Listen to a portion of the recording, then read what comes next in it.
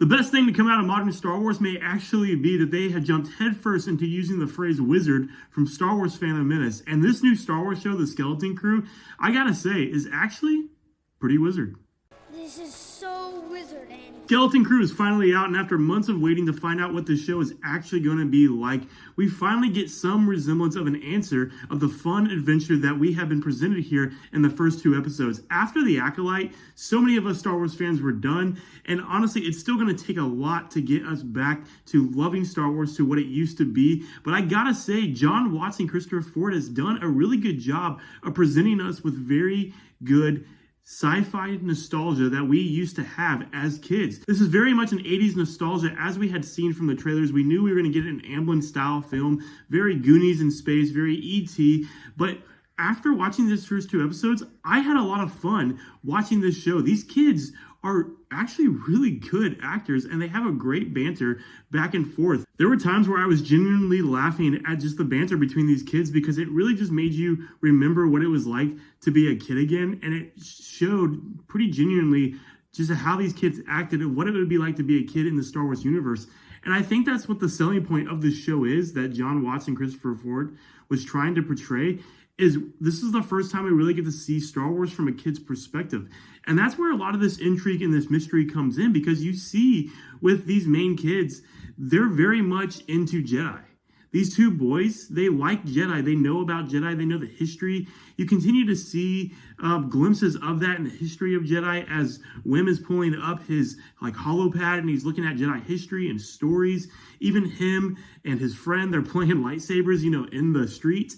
And they're just having fun. That's what we did as kids. We grabbed our toy lightsabers. We had battles. We talked about how cool it would be to be Jedi. And this is what we got here. I think that's very intriguing because we're getting a sense of, okay, these kids know about the Jedi, but what portions of the Jedi do they know about? You saw the action figures that Wim had that were a Jedi and a Sith. You have him obsessing over finding the Jedi Temple and thinking that the ship is a Jedi Temple. But what is so interesting is that the adults in this show, they don't want these kids to really talk about that. It's like they want them to forget everything that happened in the galaxy, and they're trying to make them conform to something that's going on that planet, which we get that mystery in episode 2 where we find out that At and the planet that they're from, most people think that it's a myth. They think it's a treasure planet, which opens up that whole storyline with the pirates, and we're going to get that pirate adventure, and I'm just interested to see what happens next. And that's something that I haven't been able to say with a Star Wars show or even a Disney produced show in a long time. These kids are fun. The show is fun. And one of the things that I love here is they went back to the practical effects of the original Star Wars. George Lucas loved practical effects, practical storytelling, and it seems like the production quality of this show is focused on quality. And in other shows, we've had too much CGI, we've had too much money poured into something that doesn't look good. We're actually getting practical creatures, practical ships, practical effects. It makes it feel real and gritty like the original trilogy did. And in episode 2, when the 4 kids were on that pirate hub planet, they were walking around and the people were watching them, the different aliens they were talking to. It felt real. It felt like watching Star Wars as a kid. And to get to see that and make it come to life like that, it was just another version of, a hive of scum and villainy from A New Hope. And we got that in a pirate form. Sure, there's a lot of stuff in this show that doesn't seem Star Wars-y. The verdict is still out if this show can really claim the name Star Wars, because at this moment in time, it just feels like a Amblin 80s kids sci-fi adventure. But there are definitely things in here that are Star Wars related, just like the Jedi references, the ships, the New Republic, all those different things. For sure, there's Star Wars. But I'm waiting to see how this connects to the larger universe. We get hints of Jude Law's character at the end that he can use the Force. I'm pretty sure he's not a Jedi. I told myself from the very start of the show, when they show that scene with the pirates and they hijacked the ship and their captain got turned against by all the other crew members. I'm pretty sure that captain that we saw under the helmet, I'm pretty sure that's Jude Law.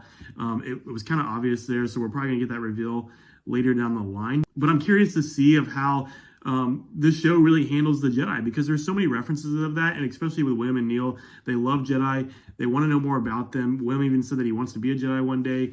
I'm curious if he's going to end up having Force powers. I'm curious of what their history is there, especially because he doesn't have a mom. His dad's the only one in the picture what happened to his mom there. That's an interesting thing there too.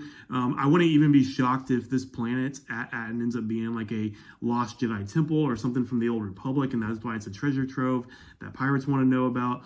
So really eager to see what happens with that. I was really skeptical about this show, and after watching these first 2 episodes, I think that it's worth watching as a Star Wars fan and as someone who's been waiting for them to make a product that's actually quality.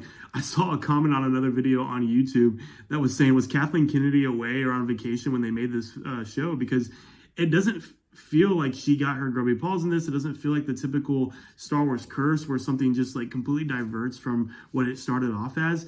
Obviously, this is only the first 2 episodes. Time will tell what's going to happen here, but it seems like Christopher Ford and John Watts really got to do what they do best and make a show that's about fun and about adventure and about family and what made us love Star Wars. This honestly felt like what George Lucas tried to do with the Ewok movies back in the 80s. It had that same feel. It had that same practical effects. A lot of those creatures, especially the ones in the cages and that kind of thing, they seem very familiar to those Ewok movies. And so I think that's what John Watts and Christopher Ford were going for. And what I loved is that even at the end when we met Jude Law's character, when he was using the Force to get the keys, you heard a little bit of the Skywalker theme in there. And that it's always great to hear that. And I just love the little callback there of the Force theme and the Skywalker theme. And so really hoping that we get more connections there.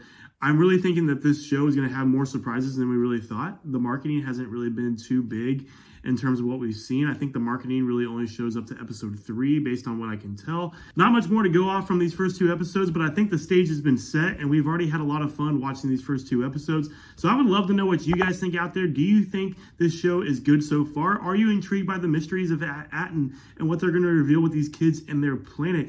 Do you think George Lucas would approve of this show? And are you going to continue watching? We would love to know your theories down below in the comments. We're going to be reviewing this show episode by episode, so stay tuned for more Star Wars content, and may the Force be with you.